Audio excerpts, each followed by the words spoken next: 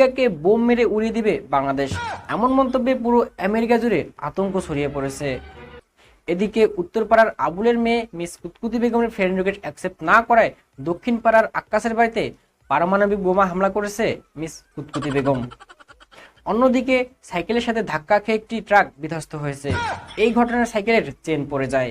এতে করে সাইকেল চালক মতিন ক্ষুব্ধ হয়ে কাল থেকে সারা দেশে 21 ঘন্টা 4 মিনিটের হরতাল ডাক দিয়েছেন। অবরোধ খুললেই যানবাহনের অ্যাক্সিডেন্ট, এই আশঙ্কায় অবরোধ খোলা হবে না, মন্তব্য সকিনার। খেলার সংবাদ, নেইমারের বগলে কাতুকুতু দিলেন মেসি, কিন্তু আপনি হাসছেন কেন, বললেন ওজিল। কিন্তু মেসির কাতুকুতু না খেয়েই অজ্ঞান রোনালদো। সবশেষে আবহাওয়া, কাল সারা দেশে ঘন্টায় 26,400 মাইল বেগে ঝোড়ো হাওয়া বয়ে যেতে পারে, এই জন্য কোনো সংকেত দেখাতে বলা হয়নি।